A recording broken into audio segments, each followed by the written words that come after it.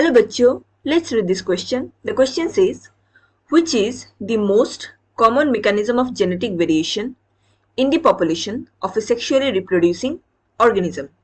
यहाँ पे क्वेश्चन में पूछ रहे हैं कि सेक्सुअली रिप्रोड्यूसिंग ऑर्गेनिज्म में सबसे कॉमन मैकेनिज्म क्या होते हैं ऑफ जेनेटिक वेरिएशन एक पॉपुलेशन के अंदर. Option A genetic drift, option B recombination, option C transduction and option D chromosomal aberrations. So, to answer this question, let us understand the key concept of this question. Here, the key concept is genetic variation.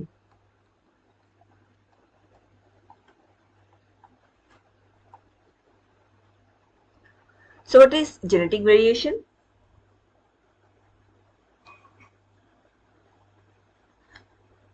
It is defined as variation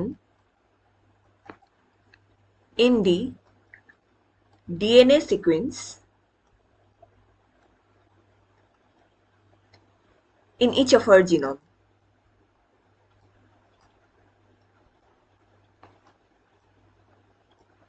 So, हमारे DNA sequence में जब कोई variation आ जाता है gene level में, इसको genetic variation कहा जाता है. Genetic variation, it leads to speciation. Species का फॉर्मेशन कैसे होता है? न्यू स्पेसीज का फॉर्मेशन जब उसके जीन लेवल में कुछ चेंजेस आ जाता है फ्रॉम द प्रीवियस जो जीन लेवल रहा है. एंड जेनेटिक वेरिएशन से डाइवर्सिटी भी होता है in a community. So overall genetic variation is considered good एक सोसाइटी के लिए, कम्युनिटी या पॉपुलेशन के लिए. Now there are few mechanisms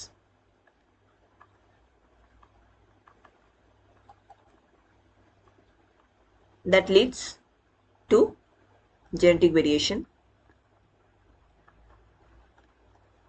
It includes पहला है म्यूटेशन. जब जीन लेवल में म्यूटेशन हो जाए इससे जेनेटिक वेरिएशन हो सकता है. एंड दूसरा जो नेचुरल प्रोसेस से होता है that is recombination.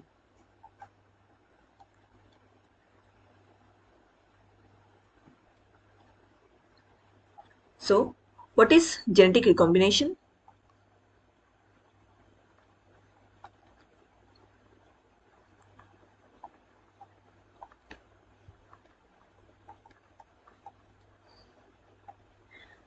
It is the process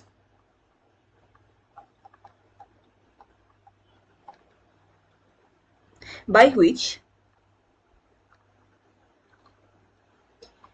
DNA stretches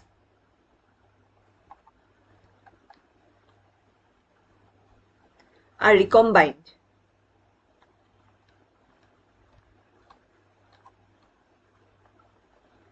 to form new allele combination.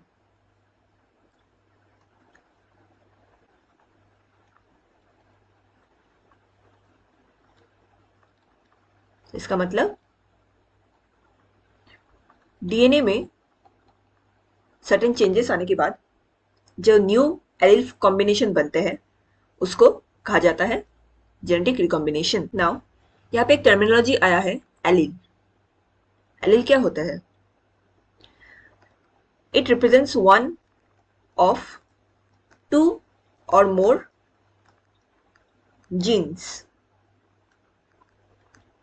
ये एक पेयरिंग में जीन्स प्रेजेंट होता है, तो इस पेयरिंग का वन जीन उस होल पेयरिंग के लिए एक एलील को फॉर्म करता है. और अगर हम इसको स्पेसिफिकली समझे तो ईच इंडिविजुअल में हमें टू एलील्स हमारे अंदर प्रेजेंट होंगे. वन आएगा मदर से, एक एलील मदर से आता है एंड दूसरा एलील फादर से आता है. सो हमेशा जीन एक एलील दैट इज पेयर की फॉर्म में प्रेजेंट रहता है. किसी भी कैरेक्टर्स का, कोई भी अगर फिजिकल कैरेक्टर्स है हमारे अंदर, उसका टू एलील्स प्रेजेंट रहता है. नाउ ये जेनेटिक रिकॉम्बिनेशन ये कब होता है? जब two homologous chromosome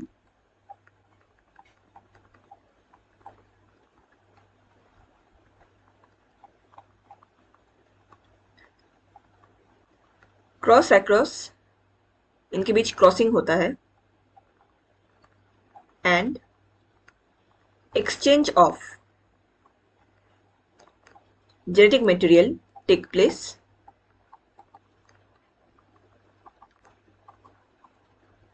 during meiosis in sexually reproducing organism। तो meiosis के दौरान टू होमोलोगस क्रोमोसोम्स के बीच रिकॉम्बिनेशन प्रोसेस देखने को मिलता है जहाँ पे जेनेटिक मटेरियल एक्सचेंज होता है। ये एक्सचेंज प्रोसेस क्यों होता है? ताकि जो ऑफस्प्रिंग आएगा उसे एक बेटर जीन क्वालिटी मिल सके from there previous parents. So question में पूछा गया था which is the most common mechanism of genetic variation in the population of a sexually reproducing organism? The most accurate answer here will be option B, recombination। Genetic drift क्या होता है? यहाँ पे due to some natural calamities या large scale में अगर mutation हो जाए तो यहाँ पे चेंजिंग ऑफ जीन फ्रीक्वेंसी होता है और allele frequency due to some external factors. तो यहाँ पे क्या होता है? हमें लॉस ऑफ एलील देखने को मिलता है, चेंज हो जाता है, ये शिफ्ट हो जाता है उस पर्टिकुलर रीजन में जो एलील फ्रीक्वेंसी हुआ करता था ड्यू टू सम म्यूटेशन या डिजास्टर कैलेमिटीज, वहां से शिफ्ट हो जाता है जीन एलील। सो ऐसे केस को जेनेटिक ड्रिफ्ट कहते हैं। यहाँ पे हमें जेनेटिक वेरिएशन कम देखने को मिलेंगे बिकॉज यहाँ पे लॉस हो रहा है ना एलील का। सो ये एक कॉमन मैकेनिज्म नहीं है जेनेटिक वेरिएशन का। ट्रांसडक्शन क्या होता है? ये transfer of genetic material from one bacterium to another. यहाँ पे कोई कॉम्बिनेशन प्रोसेस नहीं हो रहा है, यहाँ पे यूजुअली बस ट्रांसफर किया जा रहा है। It is just a transfer of genetic material एक दूसरे बैक्टीरियम के अंदर। ये बैक्टीरियम के अंदर पॉसिबल होता है ट्रांसडक्शन। क्रोमोसोमल एबरेशन क्या है? यहाँ पे चेंज इन नंबर और स्ट्रक्चर इन क्रोमोसोम।